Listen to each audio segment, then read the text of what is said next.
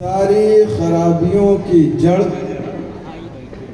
تعلیم نہ ہونا ہے، بہترین تربیت نہ ہونا ہے، اسلام کی روشنی میں ہمارے معاشرے کو کیسی زندگی گزارنی چاہیے اس کا علم نہ ہونا ہے۔ اس لیے میں نے تعلیم اور ایجوکیشن اور تربیت کا سبجیکٹ اختیار کیا ہے۔ امید ہے کہ آپ سبھی حضرات بغور سنیں گے اور سن کر عمل کرنے کی کوشش کریں گے۔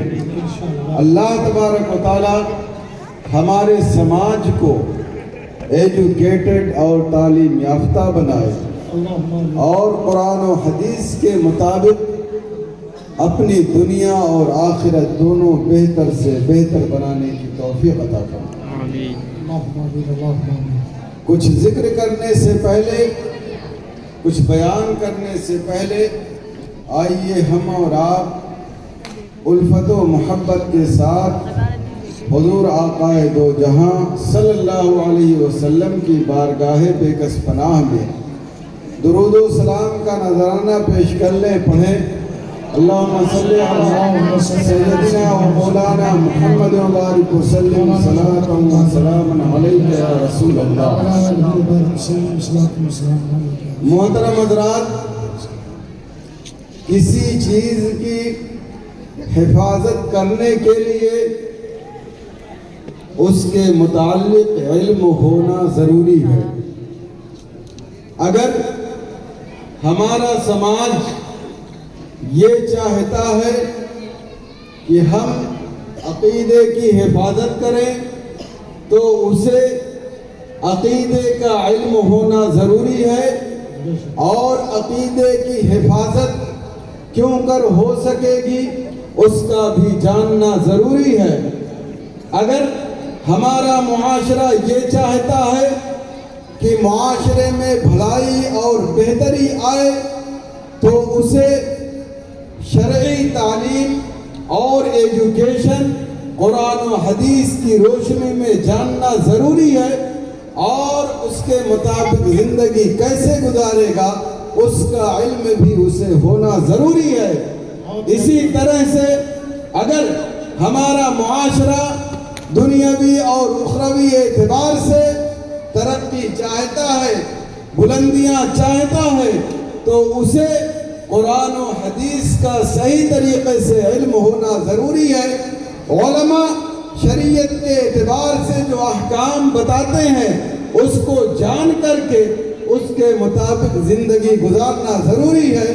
اگر دنیاوی لیول پر اپنی ترقی چاہتا ہے، اپنی حیثیت منوانا چاہتا ہے، تو اسے ماڈرن ایجوکیشن کے اعتبار سے مضبوط اور پختہ ہونا ضروری ہے۔ کہنے کا یہ مطلب ہے کہ جس چیز کی آپ حفاظت کرنا چاہتے ہیں یا جس معاملے میں آپ بلندیاں اور ترقیاں کرنا چاہتے ہیں اس کے بارے میں آپ کو علم ہونا ضروری ہے، اور اس کے مطابق اپنی زندگی گزارنا بھی ضروری ہے۔ اس لیے اے مسلمانوں، آج وقت کا یہ جبری تقاضا ہے کہ ہم قرآن و حدیث کے مطابق یہ جانیں اور یہ سمجھیں کہ عقیدے کی حفاظت کیسے ہوگی، شریعت اسلامیہ کے مطابق زندگی کیسے گزاریں گے، دنیاوی معاملات میں اپنے معاملات کو کیسے ہینڈل کر کے دوسروں کے شانہ بشانہ چلنے کی کوشش کریں گے۔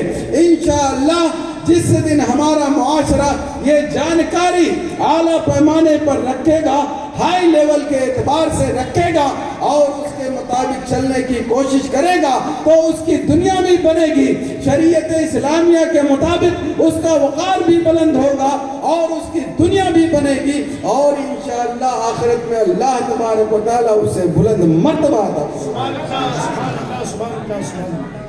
قرآن و حدیث کا نچوڑ پیش کرتے ہوئے امام غزالی علیہ رحمت و رضوان فرماتے ہیں، سب انسان مردہ ہیں، زندہ وہ ہے جو علم والا ہے۔ سبحان اللہ۔ زندہ وہ ہے جو علم والا ہے، اور سارے علم والے سوئے ہوئے ہیں، بیدار وہ ہے جو علم کے مطابق چلنے والا ہے، اور یہ عمل بھی خسارے میں ہے، خسارے سے محفوظ وہ ہے جو اخلاص والا ہے، اور یہ اخلاص بھی خطرے میں ہے، پورے طور سے خطرے سے محفوظ وہ ہے جو تکبر سے محفوظ ہے۔ امام غزالی علیہ رحمت و رضوان نے قرآن و حدیث کی روشنی میں سارا نچوڑ ہمارے سامنے پیش کر دیا ہے، اور یہ بتا دیا ہے کہ جو بھی معاشرہ زندہ رہنا چاہتا ہے اسے علم حاصل کرنا ہوگا، اور جو بیدار رہنا چاہتا ہے اسے علم کے مطابق اپنی زندگی گزارنی ہوگی، اور جو اخلاص چاہتا ہے اسے اپنے عمل کو اخلاص سے مزین کرنا ہوگا، اور جو چاہتا ہے کہ اس کا اخلاص محفوظ رہے اسے تکبر سے اور گھمنڈ سے، غرور سے اپنے آپ کو محفوظ کرنا ہوگا۔ پتہ چلا یہ ساری چیزیں حاصل کرنے کے لیے بنیاد اور فنڈامنٹل چیز وہ تعلیم ہے، ایجوکیشن ہے۔ اگر علم ہے تو ایک معاشرہ زندہ ہے، علم ہے ایک معاشرہ بیدار ہے، اگر علم ہے تو ایک معاشرہ عمل کو اپنے اخلاص کے ساتھ رکھتا ہے، اگر علم ہے تو اس کی بنیاد پر اپنے آپ کو تکبر اور گھمنڈ سے محفوظ رکھتا ہے۔ بہت اچھے مفتی صاحب، بہت اچھا پیغام ہے ماشاء اللہ۔ اس لیے اگر ہم اور آپ چاہتے ہیں کہ ہمارے معاشرے میں بھلائیاں آئیں، اچھائیاں پھیلیں اور برائیاں ختم ہوتی جائیں، تو سب سے پہلے بنیادی چیز اور فنڈامنٹل چیز تعلیم کی طرف ہمیں توجہ دینا پڑے گا، تعلیم کو بہتر بنانا پڑے گا، چاہے وہ قرآن کا علم ہو، چاہے وہ حدیث کا علم ہو، چاہے وہ مسائل شریعہ کا علم ہو، چاہے دنیا کے اعتبار سے دنیاوی علوم ہو، ہر چیزوں سے ہم کو مزین ہوگا۔ انشاءاللہ ہم دنیا کے اعتبار سے بھی بہتر ہوں گے اور آخرت کے اعتبار سے بھی ہمارا مقام بلند اور بالا ہوگا۔ تعلیم کی اتنی اہمیت ہے اور اس کی اتنی فضیلت ہے کہ سب سے پہلے اللہ تبارک و تعالیٰ نے جو قرآن کے ذریعے پیغام دیا ہمیں وہ پڑھنے لکھنے کے تعلق ہی سے دیا، لیکن یہ عجیب اتفاق ہے کہ جس قوم کے قرآن نے سب سے پہلے پڑھنے پڑھانے کا پیغام دیا، آج وہی کو پڑھنے اور لکھنے سے تقریباً سب سے پیچھے نظر آتی ہے، بالکل بیک فٹ پر نظر آتی ہے۔ اگر ہم قرآن کے اس پہلے پیغام کو زبان کے ساتھ اپنے کردار میں سمائے ہوتے، اپنے طریقے میں سمائے ہوتے، تو آج ہم تعلیمی میدان میں اور دوسرے معاملات میں پیچھے نظر نہیں آتے۔ اس لیے اے مسلمانوں، آج اس بات کی ضرورت ہے کہ ہمارا معاشرہ تعلیم یافتہ ہو جائے، ایجوکیٹڈ ہو جائے، پڑھا لکھا ہو جائے، اور قرآن نے سب سے پہلا پیغام جو پڑھنے کا دیا ہے اس کے مطابق زندگی گزارنے کو ہم بالکل تہیا کر لیں اور ٹال لیں، انشاءاللہ ہم ضرور کامیاب ہوں گے۔ اللہ تبارک و تعالیٰ ارشاد فرماتا ہے، اقرأ بسم ربک الذی خلق، اے محبوب اپنے رب کے نام سے پڑھو جس نے تمہیں پیدا کیا۔ یہ سب سے پہلے آیت کریمہ نازل ہوئی، اس کے فوائد کو، اس کی اہمیت کو سمجھنے کے لیے مکہ شریف میں جس وقت یہ آیت کریمہ نازل ہوئی اس کے بیک گراؤنڈ میں جانا ضروری ہے۔ جس وقت یہ آیت کریمہ نازل ہوئی جہالت سے بڑھ کر بڑے بڑے گناہ پائے جاتے تھے۔ مثال کے طور پر اللہ تبارک و تعالیٰ کے ساتھ سینکڑوں بتوں کی عبادت کی جاتی تھی۔ اس سے بڑھ کر اسلام میں کوئی جرم نہیں ہے، اور اسی وقت کا ماحول تھا کہ بچیاں اگر پیدا ہوتی تو ماتھے پہ شکن آ جاتا اور انہیں زندہ درگور کر دیا جاتا تھا۔ یہ بہت بڑا جرم ہے اسلام میں، اس کے علاوہ عورتوں کی عزتوں کو نیلام کرنا اور بھی بہت ساری خرابیاں پائی جاتی تھی. لیکن کبھی ہمیں یہ سوچنے کا موقع ملا کہ اتنے بڑے بڑے گناہ اور جرم پائے جاتے تھے، لیکن اللہ تبارک و تعالیٰ نے اپنے نبی کے ذریعے یہ پیغام نہیں دیا پہلے کہ لوگوں سے کہہ دو کہ رب کے ساتھ کسی اور کی عبادت نہ کریں. سب سے پہلے یہ پیغام نہیں دیا کہ ہر ایک کو جینے کا حق ہے، لوگوں کو بتا دو کسی کو زندہ درگور نہ کرے، ہر ایک کو اپنی عزت کے ساتھ زندگی گزارنے کا حق ہے، لوگوں کو یہ بتا دو کہ کسی کی عزت کو نیلام نہ کریں. اس کے تعلق سے سب سے پہلے پیغام نہیں دیا. آخر کیوں؟ کبھی آپ نے سوچا جہالت کو دور کرنے کا سب سے پہلے پیغام کیوں دیا؟ سب سے پہلے اس کے تعلق سے حکم کیوں دیا؟ اگر آپ اپنے دماغ پر زور دیں گے، اپنے دل پر زور دیں گے، تو آپ کو پتا چلے گا کہ اس لیے سب سے پہلے جہالت کو دور کرنے کا حکم دیا کہ جو معاشرہ تعلیم یافتہ ہوگا وہ اپنے رب کے ساتھ کسی کی عبادت نہیں کرے گا. جو معاشرہ تعلیم یافتہ ہوگا وہ اپنے بچیوں کو زندہ درگور نہیں کرے گا. جو معاشرہ تعلیم یافتہ ہوگا وہ اپنے ماں کی عزت کی حفاظت کرے گا، وہ اپنے بہن کی عزت کی حفاظت کرے گا، اپنے معاشرے کی عزت کی حفاظت کرے گا. اس لیے اللہ تبارک و تعالیٰ نے سب سے پہلے اپنے محبوب کے ذریعے تعلیم کا پیغام پوری دنیا کو دے دیا کہ اگر یہ قرآن صحیح سے سیکھ جائیں گے، سنت نبی صحیح سے سیکھ جائیں گے، تو انشاءاللہ اس معاشرے سے یہ خرابیاں ختم ہوتی ہوئی نظر آئیں گی. اور دنیا گواہ ہے جب یہ تعلیمیں سیکھی تو لوگوں نے بتوں کی عبادت چھوڑ دی، لڑکیوں کو زندہ درگور کرنا چھوڑ دیا، لوگوں نے اپنی ماں اور بہنوں کی عزتوں کو نیلام کرنا چھوڑ دیا. میں بلا مبالغہ آج کہنا چاہتا ہوں کہ آج اگر ہم اور آپ اور ہمارا معاشرہ قرآن کو صحیح طریقے سے فالو کرے، سنت نبی کی صحیح طریقے سے اتباع کرے، تو انشاءاللہ اس طرح کی جتنی خرابیاں ہیں وہ ہمارے معاشرے سے ختم ہوتی ہوئی نظر آئیں گی. شرط یہ ہے کہ قرآن کے پہلے پیغام کو اپنے دامن سے تھام لے اور پورے طور سے اس کے مطابق زندگی گزارے. انشاءاللہ انقلاب آ ہی جائے گا. لیکن آج ہم ہر کام کرنے کے لیے تیار ہیں، لیکن اپنے بچوں یا بچیوں کو قرآن کی تعلیم دینا جیسی چاہیے نہیں دیتے. شریعت اسلامیہ کی تعلیم جیسی دینی چاہیے نہیں دیتے، جس کی بنیاد پر آج طرح طرح کی خرابیاں ہمارے معاشرے میں بالکل پنپتی ہوئی نظر آتی ہیں. بلکہ ایسی برائیاں جو غیروں میں نہیں پائی جاتی ہیں وہ ہمارے درمیان بالکل سڑ چڑھ کر بولتی ہوئی نظر آتی ہے. اس کی وجہ یہی ہے کہ ہمارا معاشرہ جیسا تعلیم یافتہ ہونا چاہیے قرآن و حدیث کی روشنی میں بنیادی طور پر آج ہمارا معاشرہ اس سے بالکل غافل ہے، بالکل دور ہے. اس کی بنیاد پر آج ہمارا معاشرہ تباہیوں اور بربادیوں کی طرف جاتا ہے.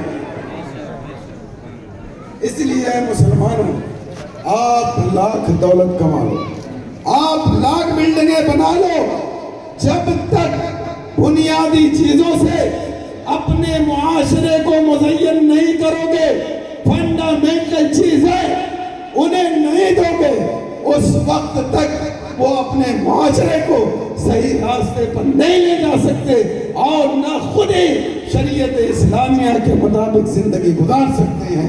اس لیے اگر اپنے معاشرے کو آپ سدھارنا چاہتے ہیں تو اپنے بچوں کی بہترین تعلیم و تربیت کیجیے، اپنے معاشرے کو بہترین اور اچھی تعلیم دیجیے. آج ہر آدمی چاہے وہ چھوٹا ہو بڑا، اگر پوچھ لیا جائے کہ آپ اپنے سماج کو کیسا دیکھنا چاہتے ہیں، آپ اپنے معاشرے کو کیسا دیکھنا چاہتے ہیں، تو وہ یہی کہے گا میں چاہتا ہوں کہ ہمارے معاشرے سے شراب نوشی ختم ہو جائے، میں چاہتا ہوں کہ ہمارے مسلمان نماز پڑھنے لگے، میں چاہتا ہوں ہمارے مسلمان عقیدے کی حفاظت کریں، میں چاہتا ہوں کہ زناکاری، فحاشی، بے پردگی، اس طرح کی ساری برائیاں ختم ہو جائیں. لیکن کبھی آپ نے دیکھا یا سنا ہے کہ کوئی بھی سسٹم صرف چاہنے سے یا خواہش کرنے سے کامیاب ہوتا ہے؟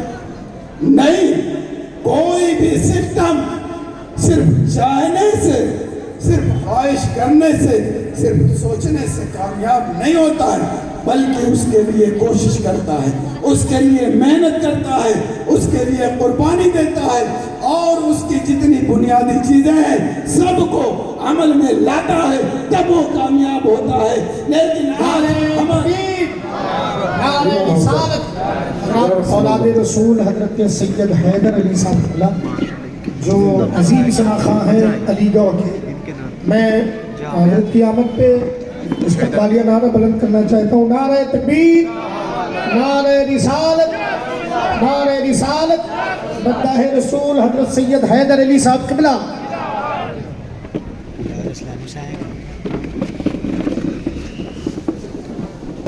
سرکار حسان ملت کی تشریف لا چکے ہیں. ایک بار درود پاک پڑھنے اللہم صلی علی سیدنا و مولانا محمد السلام علیکم. تو میں یہ عرض کر رہا تھا کہ کوئی بھی سسٹم ہو بغیر کوشش کے، محنت کے، قربانی دیے اور بنیادی چیزوں کو عمل میں لائے بغیر کامیاب نہیں ہو سکتا. لیکن یہ سوئے اتفاق ہے کہ وہ ایک مسلمان جو ہر اچھائیاں اپنے سماج میں دیکھنا چاہتا ہے، مگر عام طور سے اس کے لیے وہ کوشش کرنے کے لیے تیار نہیں ہے، اس کے لیے محنت کرنے کے لیے تیار نہیں ہے، اس کے لیے قربانی دینے کے لیے تیار نہیں ہے. تو اے مسلمانوں، میں آپ کو آج بتانا چاہتا ہوں کہ یہ خواہش آپ کے دل میں رہ جائے گی، کبھی زمینی سطح پر نہیں آ سکتی ہے جب تک کہ آپ اس کے لیے قربانی نہیں دیں گے، اس کے لیے محنت نہیں کریں گے اور اس کے لیے کوشش نہیں کریں گے. اس لیے آج ہی یہ تہیہ کر لیں اور وعدہ کر لیں کہ انشاءاللہ اپنے سماج کو سدھارنے کے لیے سب سے پہلے میں خود سدھروں گا اور شریعت اسلامیہ کے مطابق زندگی گزاروں گا، اور اس کے لیے جتنی بھی محنت کرنے کی ضرورت پڑے گی انشاءاللہ میں ضرور اس کے لیے محنت کروں گا. تو انشاءاللہ جو آپ خواہش رکھتے ہیں اپنے سماج میں ایک دن وہ اچھائیاں ضرور دیکھیں گے. اس لیے عملی اقدام کریں، زبان کے ساتھ، نتیجہ آپ کے سامنے ہوگا. اور خود اللہ تبارک و تعالی ارشاد فرماتا ہے قُلْ هَلْ يَسْتَوِي الَّذِينَ يَعْلَمُونَ وَالَّذِينَ لَا يَعْلَمُونَ إِنَّمَا يَتَذَكَّرُ أُولُو الْأَلْبَابِ. اے محبوب آپ فرما دیجئے کہ جو جانتا ہے اور جو نہیں جانتا ہے، کیا یہ دونوں برابر ہو سکتے ہیں؟ اس میں نصیحت پکڑنے والوں کے لیے نصیحت. حقیقت یہ ہے کہ اگر اسی ایک آیت سے ہم تعلیم کے تعلق سے کچھ سیکھنا چاہیں اور اپنے وقار کو بحال رکھنا چاہیں تو انشاءاللہ ہمارے اندر تعلیم کے تعلق سے بیداری ضرور آئے گی. آپ ذرا سوچیں، 1400 سال پہلے اللہ تبارک و تعالیٰ نے یہ ہمیں پیغام دے دیا تھا کہ جو پڑھا لکھا ہوگا اور جو پڑھا لکھا نہیں ہوگا یہ دونوں برابر نہیں ہو سکتے. اسی آیت میں نصیحت پکڑنے والوں کے لیے نصیحت ہے. ایک عالم اور ایک جاہل یہ دونوں برابر نہیں ہو سکتے. ایک ڈاکٹر، ایک انجینئر اور ایک ٹھیلے والا یہ دونوں برابر نہیں ہو سکتے. ایک بزنس مین اور ایک کامن آدمی یہ دونوں برابر نہیں ہو سکتے. ایک آئی ایس اور ایک پرائمری لیول کا ٹیچر یہ دونوں برابر نہیں ہو سکتے.